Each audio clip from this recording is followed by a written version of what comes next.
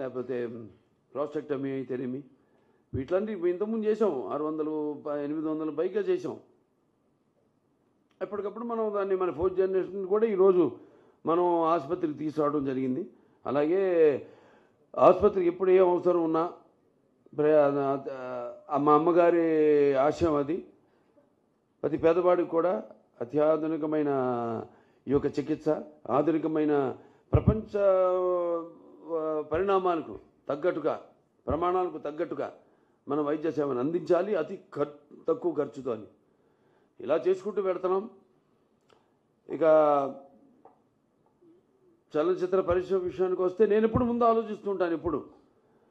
అందుకే ఇవాళ నేను ఎవరితో అయినా ఒక సమిష్టి కృషి అంటాను. వాళ్ళ ఆసుపత్రి వాళ్ళ ఎంత బాగా నడుస్తుందంటే మనందరి సమిష్టి కృషి, సహచార బోర్డు మెంబర్స్ అయితేనేమి, డాక్టర్స్ అయితేనేమి, లేకపోతే నాన్ మెడికల్, పారామెడికల్, అలాగే నర్సింగ్ స్టాఫ్ అయితేనేమి, అందరి యొక్క సహకారాలతో, దాతలు అయితేనేమి, బ్యాంకర్స్ అయితేనేమి, లేకపోతే పబ్లిక్ ప్రైవేట్ పరిశ్రమలు అయితేనేమి, సెక్టర్స్ అయితేనేమి, లేకపోతే ప్రభుత్వాలు అయితేనేమి, మన వారందరి సహాయ సహకారాలతో ఈనాడు ఈ ఆసుపత్రి ఈ స్థాయికి వచ్చింది. ఇంకా ముందుకు తీసుకెళ్తాం.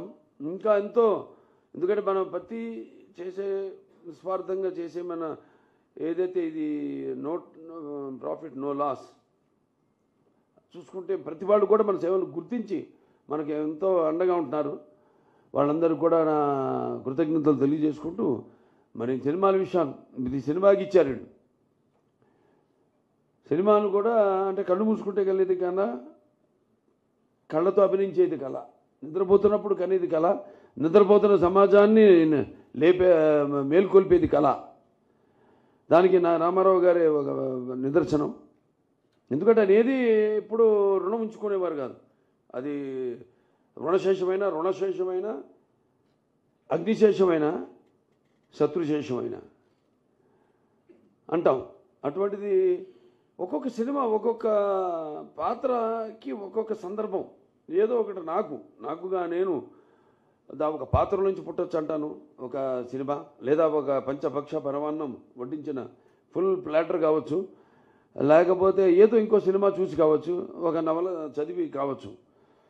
సో అలా ఒక్కొక్క సందర్భం నాకు అన్నీ అలా కలిసి వచ్చింది కాకతాళీయంగా అని చెప్తుంటాను మీతో.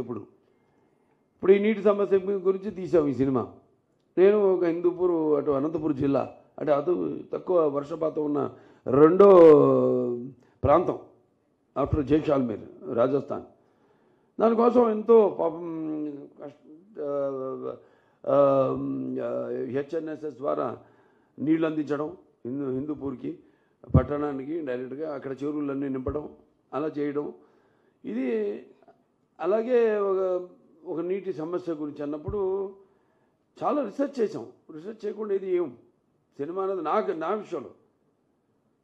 ఇప్పుడు 3 గాజెస్ ఉంది చైనాలో, వాళ్ళు కట్టి భూ భ్రమణమే, the rotation of the earth is slow down అన్నారు బై నాసా. ఒక 0.0 అది పరిగణకు చాలా తక్కువ అనుకోవచ్చు మీరు. ఇంకెన్నో జనరేషన్స్ ఉన్నాయి. అలాగే ఇప్పుడు బ్రహ్మపుత్ర మీద బ్రిడ్జ్ కట్టబోతుంది మళ్ళీ చైనా అన్నారు. అది ఒక్కసారి గేట్లు ఎత్తేసారంటే it's going to be water bomb. And Kalam గారు మన దీన్ని కూడా ఇచ్చారు ఒకసారి కాన్ఫరెన్స్, మన ఆసుపత్రి కాన్ఫరెన్స్కి. ఆయన అన్నారు, in the future in even he said there in future there won't be any war head bombs, surgical strikes ఉండవు. It is going to be water wars అన్నారు ఆయన ఫ్యూచర్లో. దాన్ని బేస్ చేసుకుని మేము ఇంత రీసెర్చ్ చేసి ఒక అభినవ భగీరథుడు ఎన్టీ రామారావు గారి నుంచి, ఒక సర్ ఆర్థర్ కాటన్ ధర నుంచి, ఒక ఎన్టీఆర్ నుంచి, ఒక చంద్రబాబు నాయుడు గారి దగ్గర నుంచి అన్నీ మేము ఆలోచించి ఒక ప్రతి సినిమా ఏ సినిమా అయినా సరే. సో ఇలా చాలా రీసెర్చ్ చేస్తాం, మార్కెట్ సర్వే చేస్తుంటారు అందరూ. ఒక ప్రోడక్ట్ తీసుకోవాలంటే ఆ ప్రోడక్ట్ కాంపిటీటర్స్ ఎవరు, అసలు మనం ఉండగలుగుతామా, can be survive in this competition అన్నది నేను ఎప్పుడు అందుకే ముందు ఆలోచిస్తాను. అంటే ముందు we're like everyday essential commodity, నిత్యావసర వస్తువును.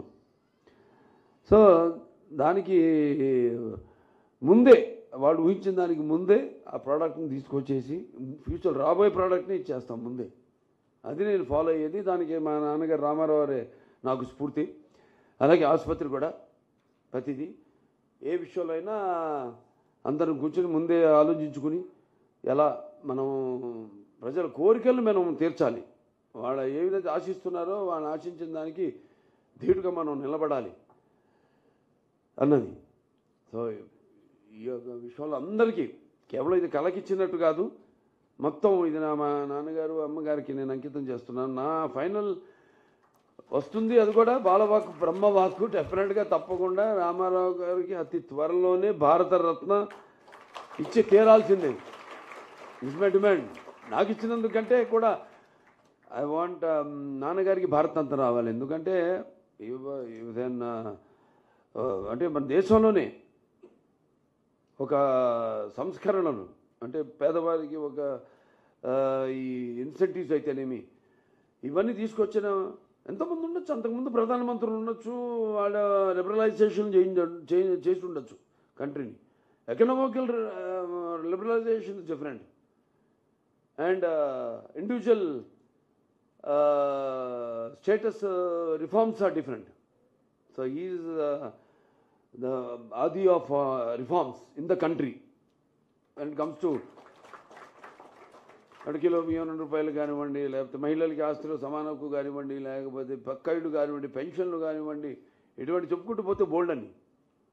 సో అతి త్వరలో ఆయన కూడా భారతరత్న ఇస్తుంది ప్రభుత్వం, తప్పకుండా కేంద్ర ప్రభుత్వం. సో నాకు ఇది ఇచ్చి నన్ను